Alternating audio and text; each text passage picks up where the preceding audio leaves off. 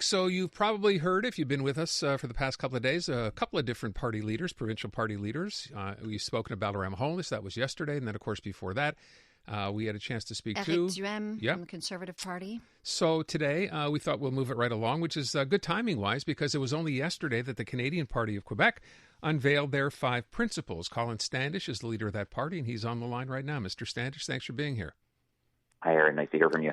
Now, Colin, there was some question here as to whether I could call you Colin or Mr. Standish. I wanted to sort of be fair because I call Balarama. Apparently, I'm not supposed to do that. But then we call Mr. Duhem. So we're trying to figure this out, and I think it's just because we've spoken to you quite frequently, Colin, so we've gone with the first name. Are you comfortable? Is Colin okay? I think we're on a first-name basis after so many years of having interviews. So, yes, Aaron and Natasha, it's more than appropriate. Okay. Let's start with this. First of all, for people, you're kind of late into this in terms of, we've already heard all kinds of stuff from the main parties anyway. You just revealed your main principles yesterday. For people who don't know, tell us who Colin Standish is and how you came to start the Canadian Party of Quebec. Yeah, of course. The Canadian Party of Quebec was founded just two and a half months ago, June 15th. And June 20th, we launched at the great fanfare in downtown Montreal. I am the leader of the Canadian Party of Quebec. I'm originally from the Eastern Township, 9th-generation townshipper, very dedicated to language rights, founded the Task Force on Linguistic Policy last year to stand up to Bill 96. And then the task force, or the party itself, was a genesis of that. So some of us, speaking truth to power, that there is the advocacy route, there is the legal route, and there's also the political option as well.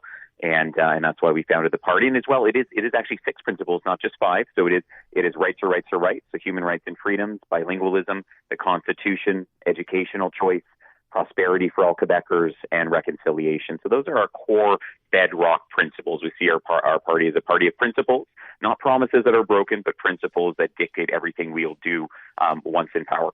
So you mentioned off the top, the first one on that list of 6, not 5, you're correct, I apologize, is rights are rights are rights. Famous words, of course, synonymous with Clifford Lincoln a generation ago when he quit the Liberal cabinet over what was then a fight over French-only signage. So my question is to you, Colin, what's your main issue here?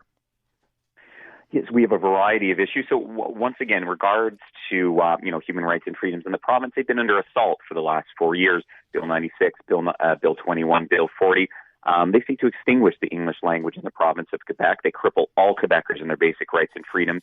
And as well, we all deserve a better kick at the can than what is going on. They restructure our country and our society in fundamental and illegitimate ways. And that's why, as well, not just to what we'd abolish, that certainly we would oppose the government and what it's done when we see all other parties acquiesce to it. Yesterday, Natasha and Aaron, we actually announced one of our marquee language policies, and this would actually be an English Language Services Act with a minister, a ministry, an ombudsman, and a commissioner to best serve English-speaking Quebecers and all Quebecers in the language of their choice. I'm thinking about how yesterday we spoke with Balarama Homeless, and we talked about the fact that Bloc Montréal is very clearly a Montreal-centric party. The name makes it very clear. You could very easily be taken as a Montreal-centric party as well, but that's not how you see things. Correct. We see ourselves as an option for all Quebecers. We are running candidates actively in Western Quebec, in Montreal, South Shore, North Shore, and then as well the Eastern Township. So once again, we see ourselves as a broad-based movement. We are not just a regional party. We're not just focused on one city, as critically important as Montreal is to the culture and the economy of this province. We see ourselves as a broad movement. We unite English speakers, French speakers, newcomers, Indigenous under one tent, dedicated to defending basic rights and freedoms. Okay, 19 candidates so far, and when you talk about the issues, though, again, I just think those are very centric to Montreal. Those are they're the things that are going to appeal most to voters here. Where else are you running candidates? How many do you hope to have total? And what are those issues outside of Montreal? How do they matter to those other ridings? Yeah, great question. So right now we do have 19 candidates, and seven of the 19 are French-speaking background, wholly or partly. We have a very diverse slate of candidates. They are, in Western Quebec, the Eastern Townships beyond the Montreal area. We will be announcing other candidates as we are going forward. How many total, Colin? Just curious. At this point in time, it is 19, and then we will be announcing other candidates in the coming weeks. What I mean is, how many do you hope to have total? Once again, it'll end up in the mid-20s for us. It looks like at the end of the day. Okay, sorry, go on. Yeah, and so once again, I think there is a beyond just a Montreal-centric appeal to our party. Obviously, in Eastern Townships where I was born and raised, that I know that human rights, language rights, and respect for the Canadian Constitution, our federal state, are part and parcel that unite English and French speakers in Eastern Townships. I know that's the truth as well in the Pontiac and Western Quebec Gatineau, where we have two exceptional candidates in Western Quebec. So once again, I think there's a broad-based appeal for this. I think the sort of race to the bottom of trying to appeal to nationalist votes with ideas that cripple human dignity, take away people's basic rights and freedoms, that's not the way to go about building a better province. And I believe that the vast majority of French speakers in the province, that's certainly my lived experience having gone to Université Laval in Quebec City, being raised in communities that were about 80% Francophone. I know there's so much more that unites us than divides us in this province. So, Colin, let me go back to something Natasha asked. You have 19 candidates. It seems to me when you first kicked off the campaign, you said you would actually have candidates in all 125 ridings. That's clearly not going to happen. There are some people out there who say, you know what, it seems to me that your party, the Canadian Party of Quebec, and Bloc Montreal are kind of basically looking at the same approach here. Yes, Bloc Montreal is a whole lot more Montreal-centric than you are, but basically you seem to share opinions, if you will, and people wonder, if you're only going to run in the same ridings for the most part as they are, aren't you going to end up doing, and I know you've been asked this question, you're going to end up splitting the vote, which leads me to ask the question, have you at any point reached out to Balarama Holness, or has he reached out to you to sit down and say, hey, how can we get together, how can we be more effective as opposed to running against each other? Yeah, so there's a variety of statements there. I'll try to tackle them. That we always had, aspirationally said we wanted to run in 125 seats, and that was true. But we knew, obviously, with 2.5, 3 months before the election, it was going to have to be focused regionally on where we had the most support, where we knew we could win seats, and that is the Montreal area, Western Quebec, and the townships. And then in regards to to be certainly moving forward, we want to keep expanding our base and following elections to make a real, grasp for power sometime in the near future. In regards to, the arguments I hear time and time again, splitting the vote, I hear, there's another party, that a nascent party that has sprung up in Montreal. In regards to that, I think, once again, I find it so frustrating that it seems that the votes of minorities and English speakers are sort of taken for granted, that those are sort of lock, stock, and barrel gifted to the Liberal Party of Quebec years in advance of any election. And it seemed to that having more democratic options on the table has been derided at times. And I think in a democracy, having more voices, having distinct voices, articulating distinct policy goals is always an atout, as they would say. And once again, what Mr. Holness has done with his own party, deep respect for Mr. Holness. I don't think we're doing the same thing. That's been my perception from the get-go. He's had a more limited focus. We've, wanted to unite all Quebecers in a different way. I don't want to be critical of Mr. Holness's path, but it was always very different in regards to style personally of the party he was building, in regards to policy. And then as well, just to address, I guess the final question is practicality of actually working together. There have been overtures, from Mr. Holness, and as well from other intermediaries to try to get us to sit down and work together. I think those have not been fruitful for a variety of reasons, that confidentially, for confidential reasons, but in regards to policy, in regards to personality of ourselves and of our groups, and as well on practicality, that we do have some overlap in candidates, but once again, we both feel we have distinct parties, that the Canadian Party of Quebec sees itself as the only credible option in this election for people who care about basic rights and freedoms, and for a united country called Canada. So I just want to clarify, you say there have been overtures made from that party, from Bloc Montreal, to you to sit down. They just never resulted in anything. They were not fruitful at all.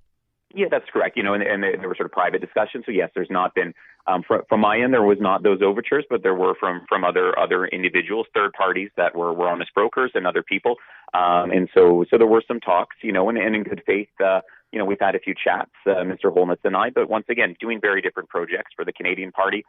We've always seen ourselves as, the party for the future, that we really are a new vision for post-Quiet Revolution Quebec, and we're dedicated to building up the party for the future going forward. So it just once again, very different projects, we feel. Montreal Now with Aaron Rand and Natasha Hall, CJAD 800. We're on with COLIN Standish. He is the leader of the Canadian Party of Quebec, one of the parties, of course, running in the provincial election. They have 19 candidates announced so far, apparently with more on the way.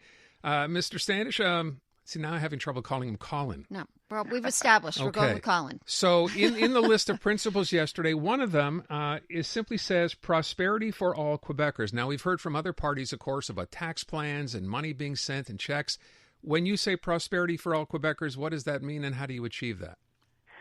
Yeah, that's a great question. So, one of the first things we would do is knocking away the artificial impediments to identity and language politics that have been constructed over the past 60 years, in particular the last 4 years, right? If we're not excluding people from the workforce, from civil society based on how they choose to dress or what language they speak, we would see incredible economic growth in this province. So once again, allowing all Quebecers to engage in the economy, to engage in civil society with full equality, that's something we would do straight away. And I think in a knowledge-based economy, a service-based economy, it would be incredible.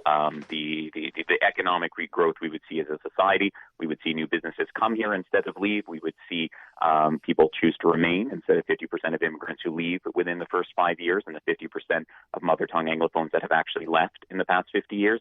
If we kept people here, kept them productive, it would be incredible. But there are a lot of economic headwinds. We will have we will be rolling out our platform sequentially. So there will be a series of policy briefings, most likely twice a week. We'll see if we tack on a third one or not, but they will be happening day after day, week after week for the rest of the campaign until we announce our full platform.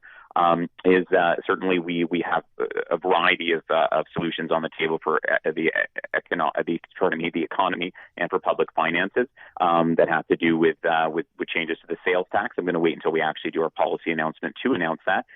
We have a variety of administrative changes within the bureaucracy that will lead to efficiencies in very real ways that will save money for the government. We have an introduction of new tax brackets to encourage fairness. And as well, we will propose local solutions to mitigate the effects of inflation that are really hurting families at this point in time. So, Colin, along the same lines of looking for a bit of clarity, freedom is a word I've heard you say a lot. And on your Twitter page, it says something along the lines of that your party brings together people who believe in bilingualism, educational choice, and our freedoms. So freedom is a word I think we can all agree that has been very much weaponized of late. So in this context, when you use it as much as you do, what do you mean by freedoms? That's a great question. Freedom, to myself and the Canadian Party, it means being not hindered by government regulation, in particular in Quebec, identity and language policies that have been so taken out of context in regards to what should build a better society. So to me, freedom is not sort of reckless freedom to do whatever you want and disregard for others. It really is about having your basic rights and freedoms, your ability to define yourself for who you want in regards to identity and language. It should not be done by a government. It should not be a government state-centric identity that's imposed on people. That's been done for so many decades in this province. Okay, so look, you've made it clear that if elected, you'd repeal Bill 96. You mentioned Bills 21 as well, 40, et cetera. But at the same time, you do acknowledge, right, the need to protect the French language, which is what the Premier always goes to when he explains why we have Bill 96 in the first place. So what is your plan if you say that you need to protect the language in terms of protecting the language? So it's a great question. I prefer the term promote the French language, all about making French a positive right that all Quebecers and Canadians should buy into. When it comes to protection, I actually take deep reservation with the word that I find protection very condescending to French Canadians who've lived here and prospered in North America for 400 years. I think to go about it in ways that penalize populations, take away rights and freedoms that cripple the economy, that's not the way to go about building a society, a language, a heritage, a culture. So it's a new façon faire, a new way of doing language politics. It's really a new paradigm is what we envisage at the Canadian Party of Quebec. And really our marquee platform at this point in time in language is, as I mentioned, the English Language Services Act.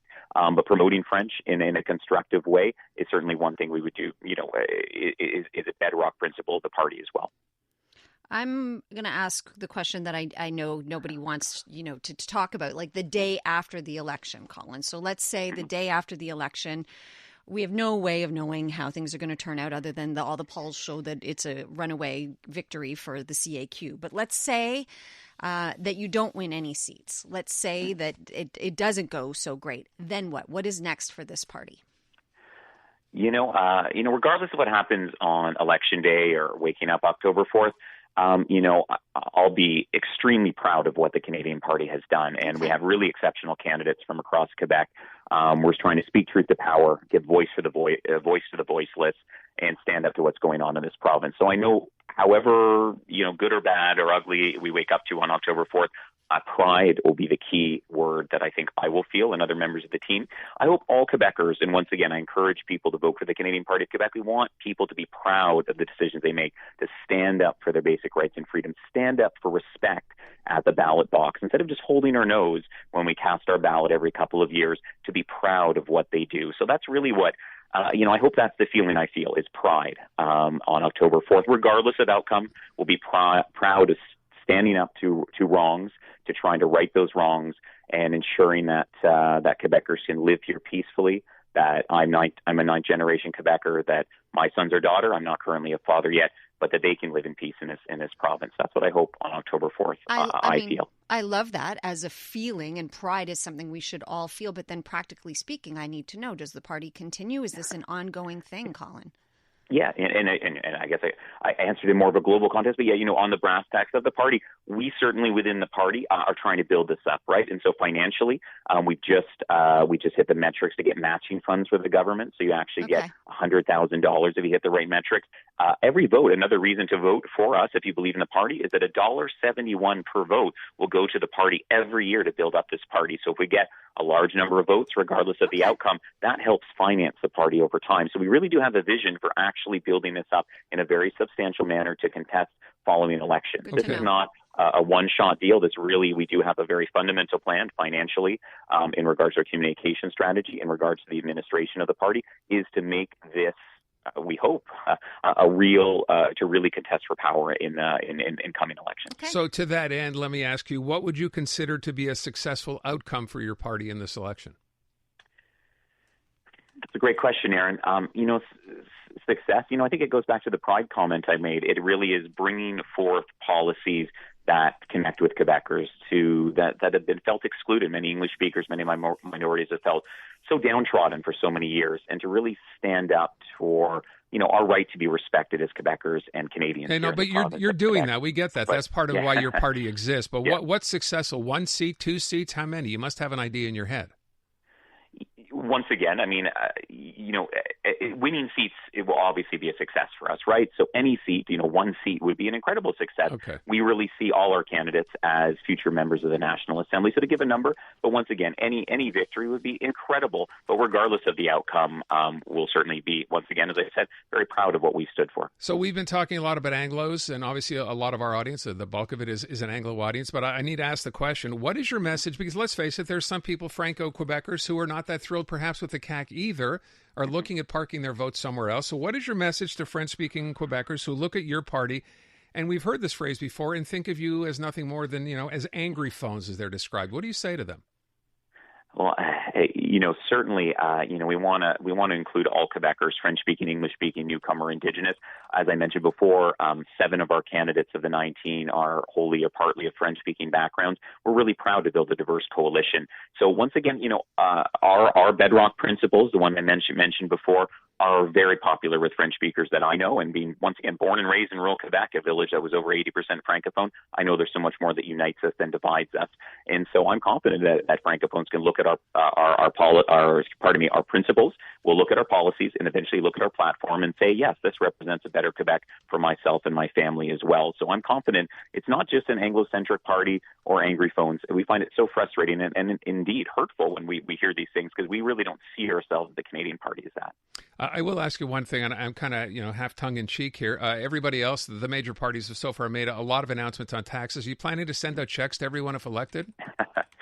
You know what? That's not currently in the books. Okay. Once again, that's not smart economic policy. It can feel good, when you get a $500 check in the mail, but that's not really good public policy. That's debt-driven.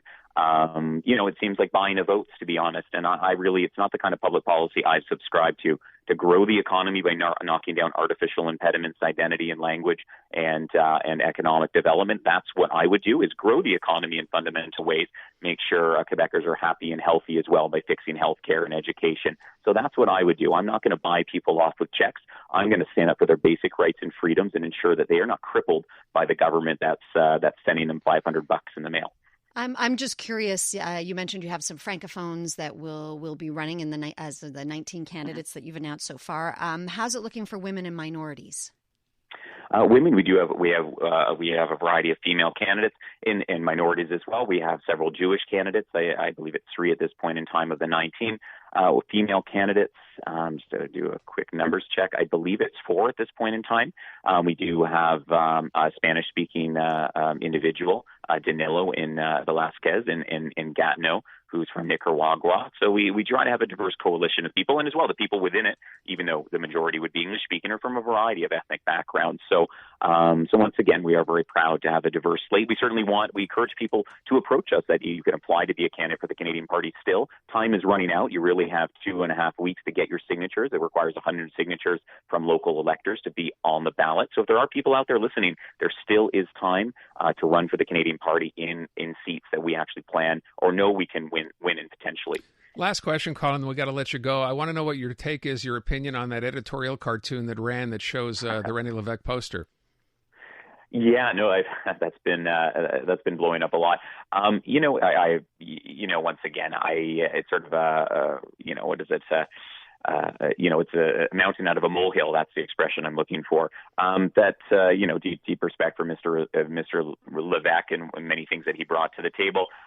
When I looked at that cartoon, I didn't think it was, that there were parts of it that were not appropriate. I didn't think it as minorities or Canada, what the dog was doing, we're doing that to Mr. Lévesque. I thought it was sort of wry social commentary, so I didn't take deep offense to it. I think that Mr. Lévesque, like all public figures, should be respected. So that was my thoughts on it. I just kind of shrugged my shoulders. I didn't see it as a huge deal. Colin Standish, leader of the Canadian Party of Quebec. Colin, thank you so much for your time. Best of luck. Thank you, Aaron. Appreciate it. Thanks, Colin.